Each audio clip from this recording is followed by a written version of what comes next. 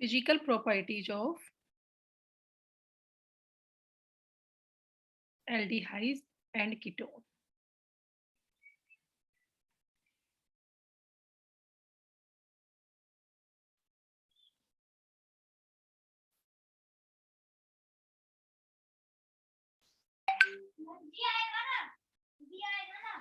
Physical properties of aldehyde and ketone.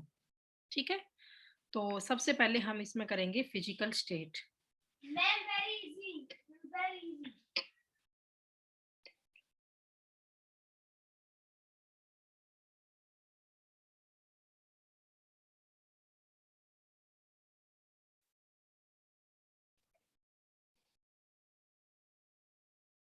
First is the physical state.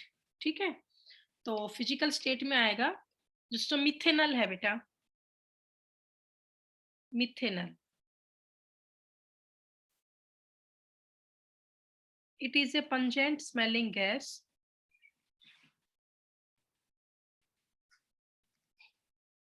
इसके बाद जो ethanal है वो एक वोलेटाइल लिक्विड है। 1 मिनट बेटा।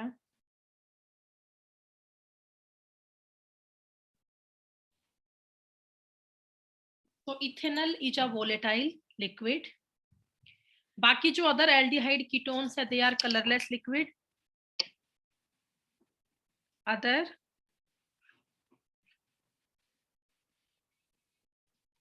aldehydes and ketones are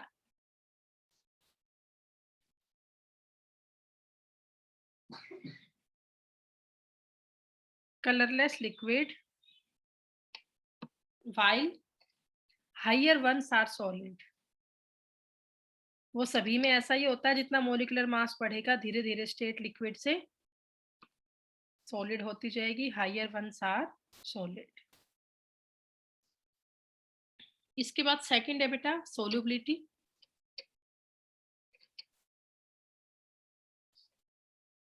second is solubility.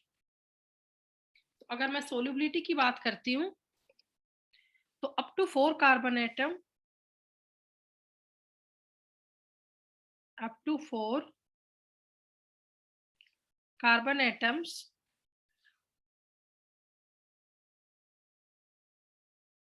aldehyde and ketone are miscible with water। up to 4 carbon atom aldehyde and ketone are miscible with water due to hydrogen bonding. लेकिन जितना आपका are group बड़ा होता जाएगा उतनी आपकी solubility है वो घटती जाएगी। कैसे बेटा वो देखो आप, जैसे मैंने एक पोलर कार्बोनिल ग्रुप लिया, ये मैंने लिया सी डबल बॉन्ड ओ। एक और मैंने कार्बोनिल ग्रुप ले लिया सी डबल बॉन्ड ओ। तो आपको पता है कार्बोनिल ग्रुप पोलर नेचर का होता है। साथ ही मैंने यहाँ पे ले लिया H2O।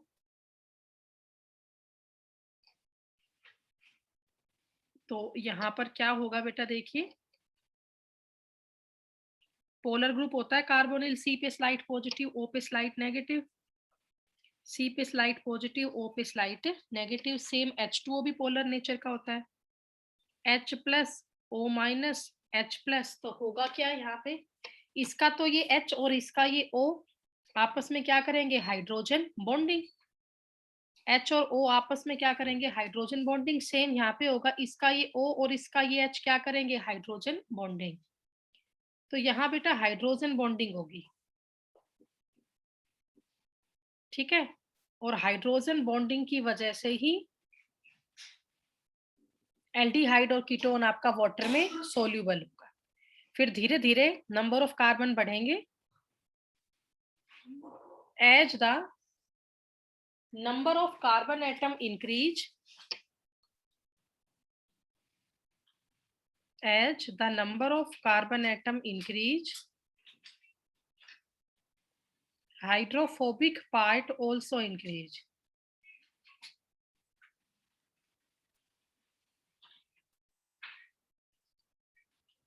hydrophobic part also increase. So solubility in water decrease. So solubility in water decrease. ठीक है, तो ये आपकी बेटा सेकंड इसकी फिजिकल प्रॉपर्टी हुई सोल्यूबिलिटी की।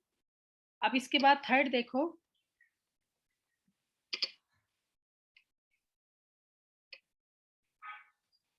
थर्ड आपकी फिजिकल प्रॉपर्टी है बॉइलिंग पॉइंट की।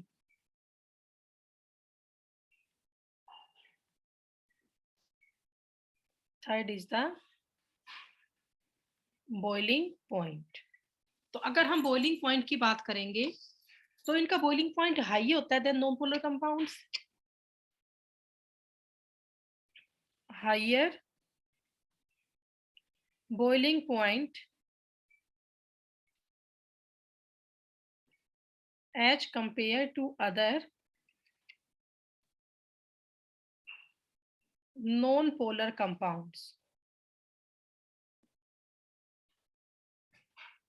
As compared to other non-polar compounds.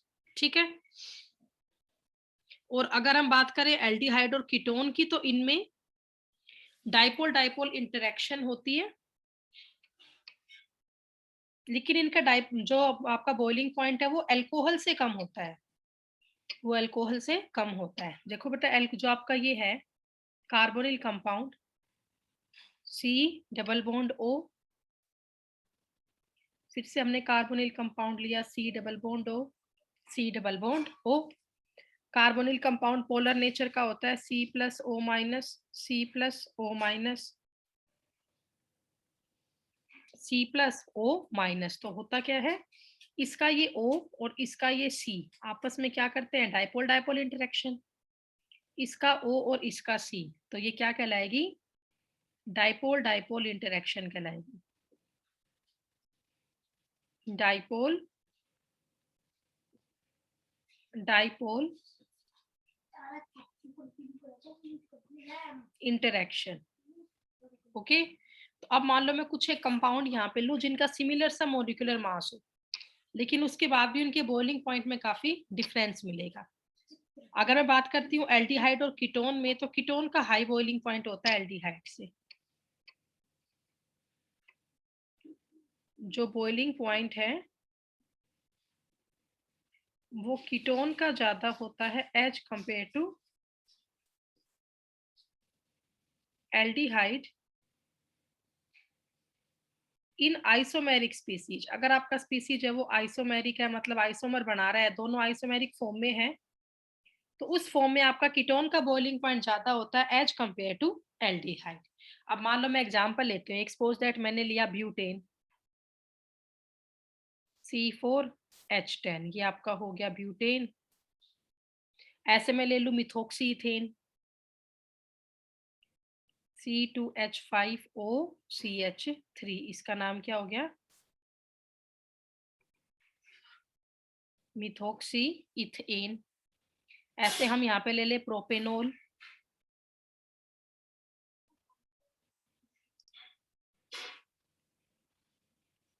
C3H7OH, ये आपका क्या हो गया, प्रोपेनोल। ऐसे में प्रोपेनल ले लूं CH3CH2CHO,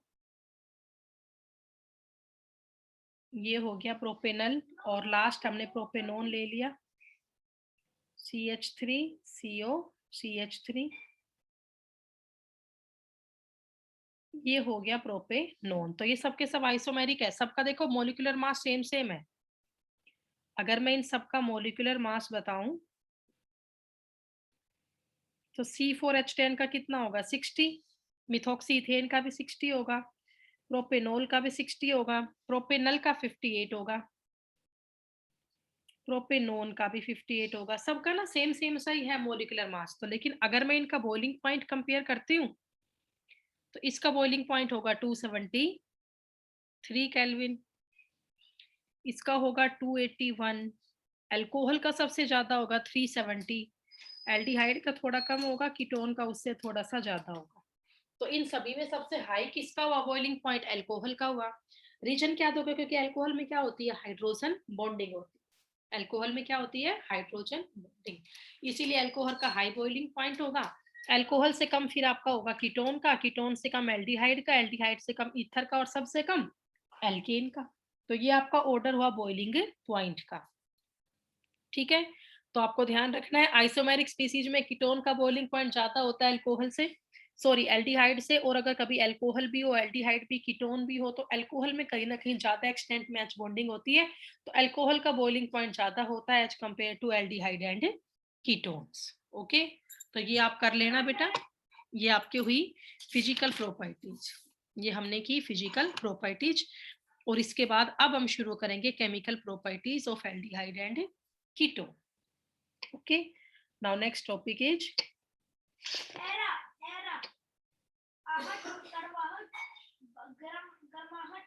chemical properties of aldehydes and ketones.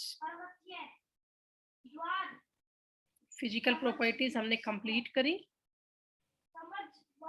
अब हम करेंगे chemical properties. So chemical properties of aldehyde and ketone. तो बेटा एल्डिहाइड और कीटोन 4-5 तरह की केमिकल रिएक्शन शो करते हैं। सबसे पहली न्यूक्लियोफिलिक एडिशन रिएक्शन। सबसे पहले क्या है?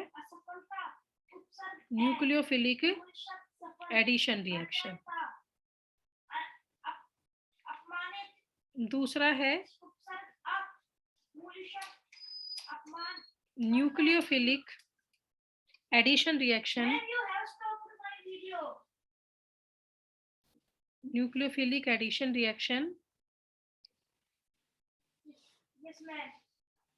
followed by elimination of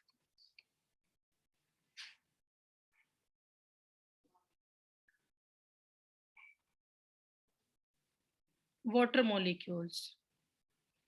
उसके बाद थर्ड है oxidation reaction. Third is oxidation reaction.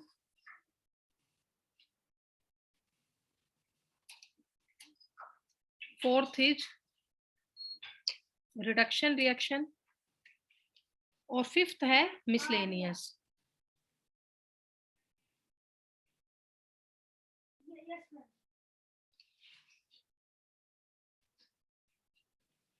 तो हम ये 5 तरह की केमिकल प्रॉपर्टीज करेंगे एल्डिहाइड और कीटोन की। Nucleophilic addition reaction, nucleophilic addition reaction followed by elimination of water molecule, oxidation reaction, reduction reaction, and last is the miscellaneous reaction. तो सबसे पहले हम करेंगे बेटा nucleophilic addition reaction.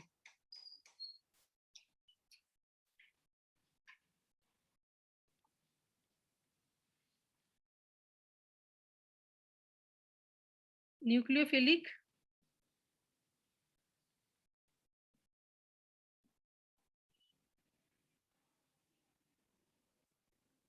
Addition reaction कैसे बेटा, वो देखिए। तो हम यहाँ पे लेंगे कोई भी एल्डिहाइड या कीटोन, कार्बोनिल कंपाउंड हमने लिया। आपको पता है सी एटम पे पार्शियल पॉजिटिव चार्ज होगा, ओ पे पार्शियल नेगेटिव चार्ज होगा। ये कार्बोनिल कंपाउंड है और इसमें मैं कोई भी न्यूक्लियोफाइल डाल रही हूँ, मान लो जेड नेगेटिव, ये यहाँ पे काम कर रहा है न्यूक्लियोफाइल का। तो जो ये न्यूक्लियोफाइल है जेड नेगेटिव, वो कहाँ अटैक करेगा?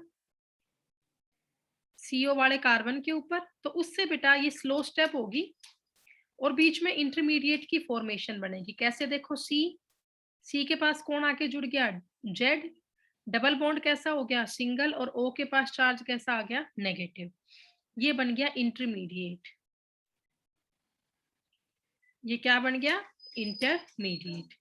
अब जो अगली स्टेप है वो बड़ी फास्ट होगी, उसमें H+ की एडिशन हम करेंगे। तो H+ कहाँ जाके जुड़ जाएगा? O नेगेटिव के पास। तो ये आंसर आ जाएगा C। यहाँ पर आया Z, ये O और O के पास क्या आ गया? H। तो ये आपका एडिशन प्रोडक्ट बन गया। ये क्या बन गया आपका? Addition product. तो हम यहाँ पे टॉपिक कर रहे हैं न्यूक्लियोफिलिक एडिशन रिएक्शन, मतलब सिंपल सा है, यहाँ पे कोई सब्सटीट्यूशन नहीं होगा, सिर्फ जो न्यूक्लियोफाइल है वो कहाँ जाके ऐड होगा, पोलर कार्बोनिल ग्रुप में ऐड होगा।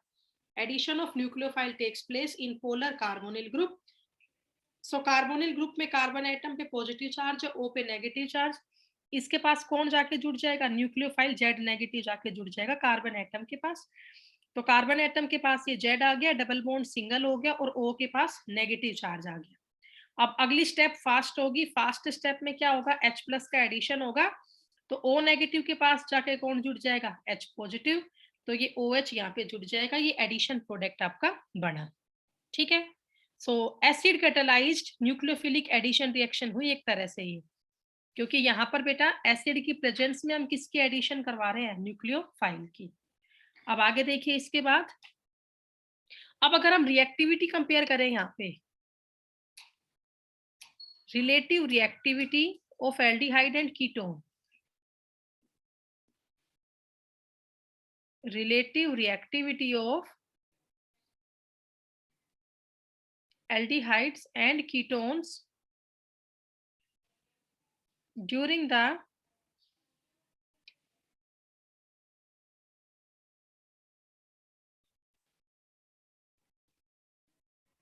electrophilic addition reaction.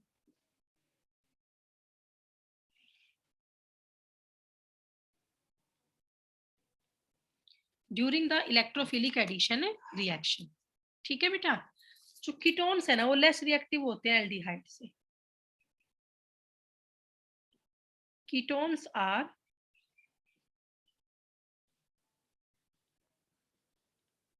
less reactive than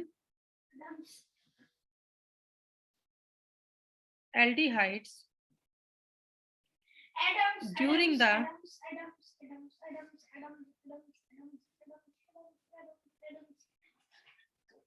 nucleophilic addition. बेटा सॉरी यहाँ पे न्यूक्लियोफिलिक आता हो, ध्यान नहीं रहा, एक minute. During the nucleophilic addition, उसके दो रीजन है, ड्यू टू,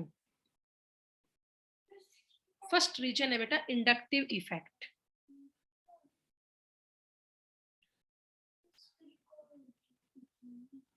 फर्स्ट रीजन क्या है, इंडक्टिव इफेक्ट।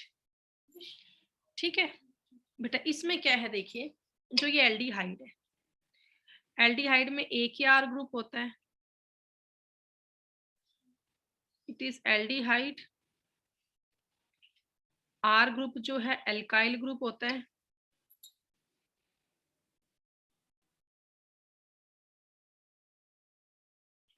और एल्काइल ग्रुप होता है इलेक्ट्रॉन रिलीजिंग या इलेक्ट्रॉन डोनेटिंग। तो आर ग्रुप किसको इलेक्ट्रॉन देगा, सी को, आर ग्रुप किसको इलेक्ट्रॉन देगा, सी को, तो सी पे पॉजिटिव चार्ज की डेंसिटी घट जाएगी और नेगेटिव की बढ़ जाएगी। एक मैं लू कीटोन, दोनों साइड आर ग्रुप है तो दोनों आर ग्रुप इलेक्ट्रॉन देंगे कार्बन को, तो कार्बन प्योर, ज्यादा इलेक्ट्रॉन बढ़ गए तो कार्बन प्योर, नेगेटिव चार्ज कम हो गया, नेगेटिव चार्ज बढ़ गया, पॉजिटिव और कम हो गया।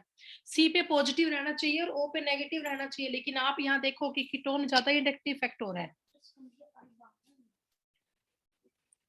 ग्रेटर क्या हो रहा है, plus I effect, so decrease positive charge at carbon atom. इन्होंने घटा दिया पॉजिटिव चार्ज किस पे, कार्बन एटम पे, तो उससे क्या डिक्रीज होगी, पोलैरिटी डिक्रीज होगी, और पोलैरिटी डिक्रीज होगी तो सीधी सी बात है, पोलैरिटी डिक्रीज होने से जो आपका न्यूक्लियोफिलिक एडिशन रिएक्शन है वो भी आपकी डिक्रीज होती जाएगी। ठीक है, तो अगर मैं यहाँ पे बात करूं तो सबसे ज्यादा रिएक्टिव होगा जिसमें कोई एल्काइल ग्रुप हो ही नहीं, एल्काइल ग्रुप रिलीजिंग ग्रुप के होते हैं, रिलीजिंग ग्रुप पोलैरिटी को कम कर देते हैं, तो मोस्ट रिएक्टिव यहाँ पे होगा मिथेनल HCHO, क्योंकि इसमें कोई भी एल्काइल ग्रुप ही नहीं है, सिर्फ H एटम जुड़ रहे हैं। उससे कम होगा एल्डिहाइड RCHO, और उससे कम होगा कीटोन RCOR। ये आपकी रिएक्टिविटी होगी एल्डिहाइड की। ठीक है, मोस्ट रिएक्टिव कौन हुआ, मिथेनल, उससे भी कम हुई बाकी एल्डिहाइड, और उससे भी कम हुआ बाकी कीटोन। सो ये आपकी इसकी स्ट्रेंथ। अब इसके बाद देखिए आगे,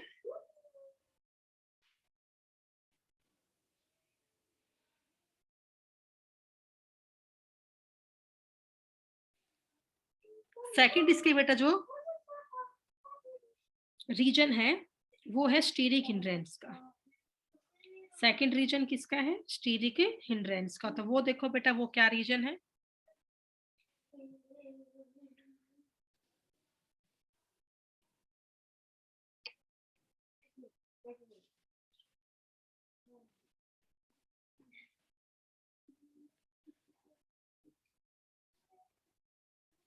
सेकंड रीजन है स्टीरिक हिंड्रेंस का।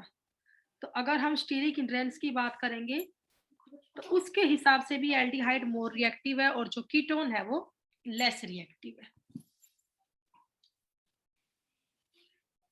भाई एल्डिहाइड में एक ही एल्काइल ग्रुप होता है, एल्डिहाइड में वन एल्काइल ग्रुप होता है, और जो कीटोन है उसमें दो एल्काइल ग्रुप होते हैं।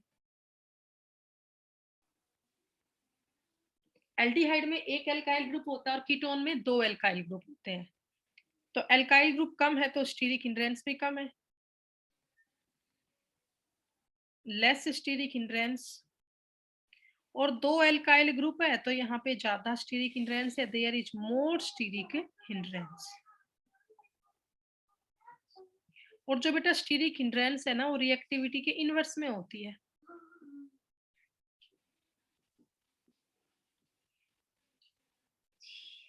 वो इनवर्स में होता है केमिकल रिएक्टिविटी के।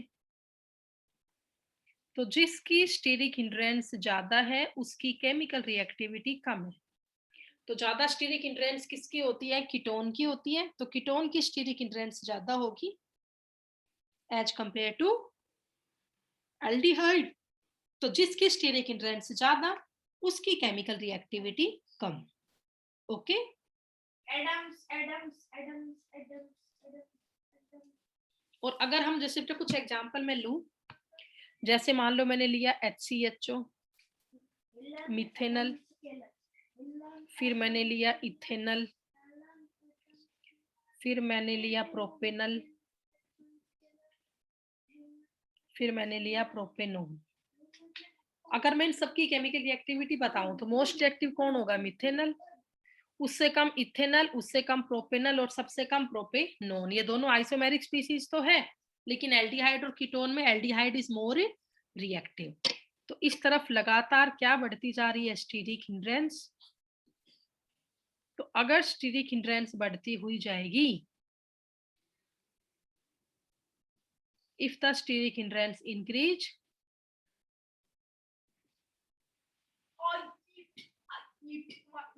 Chemical reactivity decrease. ठीक है, तो न्यूक्लियोफिलिक एडिशन रिएक्शन के टाइम पे मोस्ट रिएक्टिव कौन होगा? मिथेनल होगा। और अगर एरोमेटिक कंपाउंड की बात करूंगी तो जो एरोमेटिक कंपाउंड है वो भी बेटा क्या करेंगे? लेस रिएक्टिव होंगे। किससे? एलिफेटिक वाले से। ठीक है, मैं यहाँ एक बात और लिख देती हूँ। जो एरोमेटिक एल्डिहाइड और कीटोन्स है,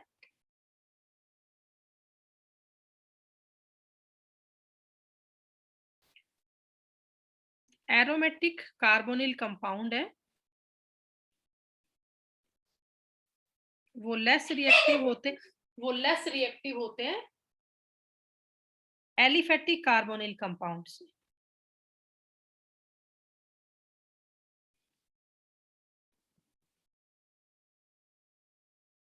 aromatic carbonyl compound are less reactive than aliphatic carbonyl compound. ठीक है बेटा, एरोमेटिक लेस रिएक्टिव होगा, जो एलिफेटिक है वो ज्यादा रिएक्टिव होगा।